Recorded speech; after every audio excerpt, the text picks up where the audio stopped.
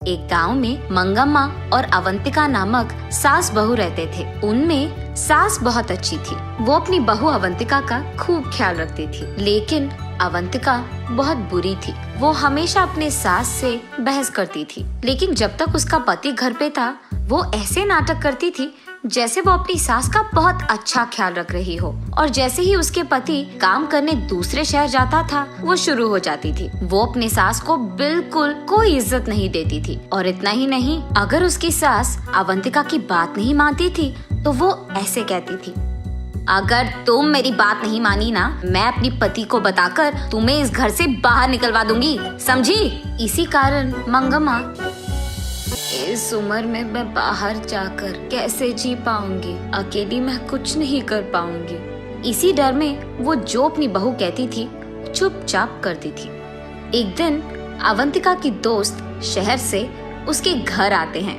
तब वो अपनी सास से ऐसे कहती है, हाँ सुनो, शहर से मेरे दोस्त आए हुए हैं, उन सब के लिए विभिन्न प्रकार के व्यंजन बनाओ और वो भी जल्दी। उतने व्यंजन मैं कैसे बनाऊं बेटा, कुछ ही पकाऊंगी। हाँ, मेरी सहेलियों के सामने मेरा इज्जत निकालना चाहती हो तुम? ऐसा कुछ नहीं है बेटा, मेरा वो मतलब नहीं था। उतने सारे व्यंजन मैं अकेले कैसे बनाऊंगी? अगर तुम भी थोड़ा मदद करोगी तब मैं बना पाऊंगी। क्या मैं तुम्हारी मदद करूं? मतलब मेरी सहेलियां यहाँ आई हुई है, उनको छोड़कर मैं तुम्हारी मदद करते रह जाऊं?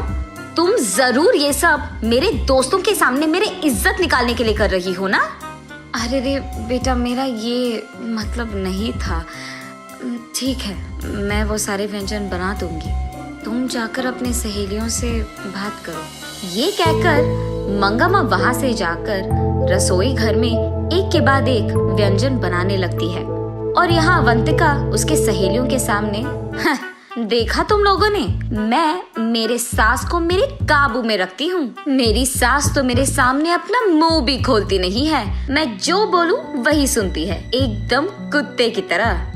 ऐसे वो उसकी सास का मजाक उड़ाती है। उस सारे सहेलियों में से एक उसे देख ऐसे कहती है, अरे सुनो, इस उम्र में अपनी सास को इतना काम देना ठीक नहीं लग रहा मुझे, और वो अकेली इतने सारे काम कैसे करेगी अवंतिका? ऐसे पूछती है। ए तो चुप कर, अगर हम ऐसे नहीं रहेंगे ना तो ये सब हमारी सास ना हमारा फायदा उठाएंगी, हमें उनके काबू में कर लेंगे और उनका कहना हमें मानना होगा। मैं ऐसे नहीं रह सकती।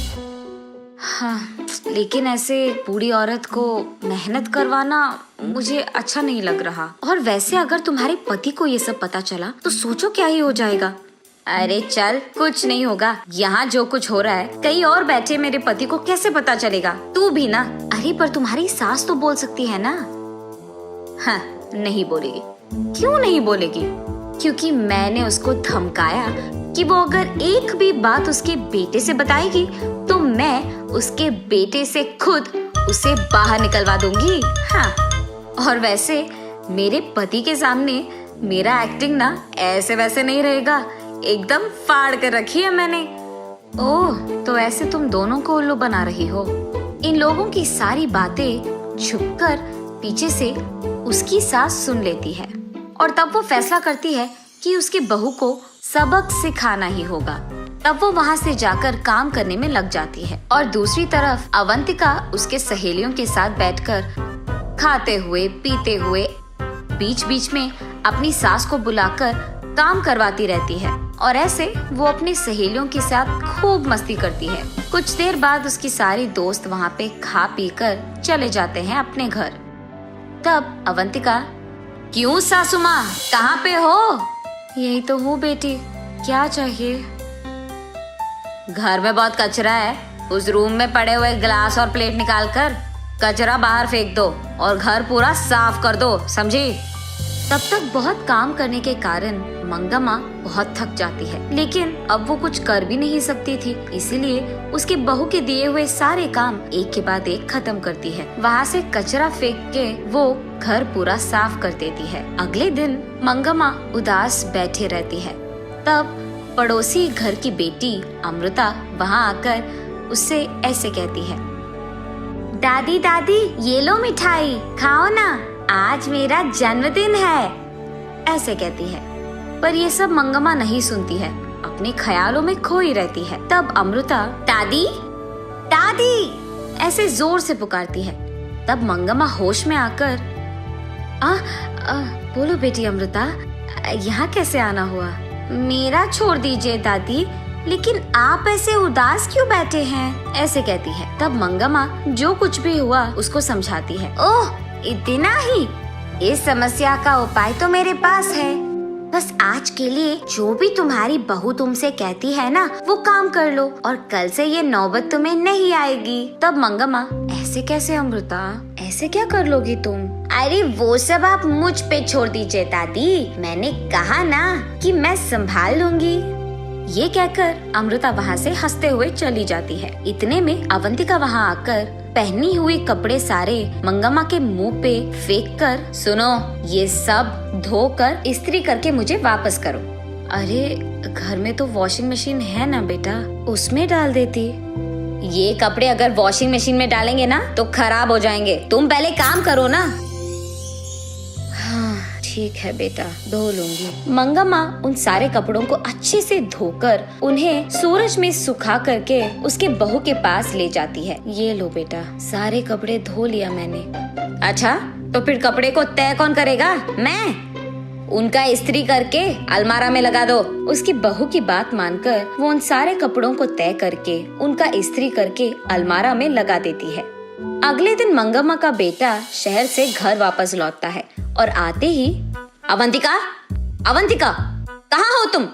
ऐसे जोर से चिल्लाता है। अचानक उसके पति का आवाज सुनकर अवंतिका डर के मारे भागते हुए रसोई घर में जाकर वहाँ खाना पका रही उसकी सास से ऐसे कहती है, सासू माँ, आप बाहर जाकर आराम कीजिए, खाना मैं बना दूंगी। ऐसे वो मंगम्मा को बाहर भिजाकर हाथ में चम्मच लिए ऐसे नाटक करती है जैसे वो पूरा काम कर रही है। ऐसे ही वो बाहर आकर, क्या हुआ जी, आप एक भी बात बताए बिना घर आ गए? इतनी देर से बुला रहा हूँ, अब आई तुम बाहर? इतनी देर से अंदर क्या कर रही थी? ऐसे पूछता है गुस्से में। वो मैं खाना पका रही थी जी, सुबह से सारे काम कर करके मैं थक गई। हाँ हाँ, मैंने देखा है कितना काम कर रही हो तुम। ये क्या ऐसे बात कर रहे हैं? ऐसे वो मन में सोचती है। तब अवंतिका का पति सीधा उसके माँ के पास जाकर, माँ, तुम्हारी बहू का इस व्यवहार के लिए मैं माफी मांग रहा हूँ। ये सुनकर मंगम्मा एकदम दंग रह जाती है और वो ऐसे ही अपने बेटे को देखती रहती है।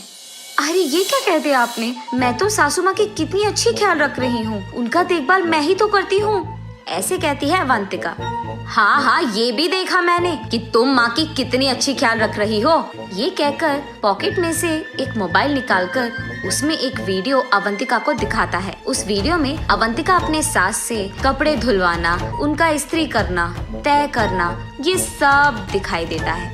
ये देख मंगम्मा को समझ आता है कि ये सब अमृता का किया है और ये समझकर वो अपने आप में खुश हो जाती है। मगर दूसरी तरफ अवंतिका को ये नहीं पता चलता है कि ये सब किसने किया है, लेकिन वो अपना गलती मानकर चुपचाप खड़ी रहती है। उसके बाद अपनी गलती का एहसास होने के कारण वो अपनी सास का बहुत अच्छा ख्याल रखने लगती है।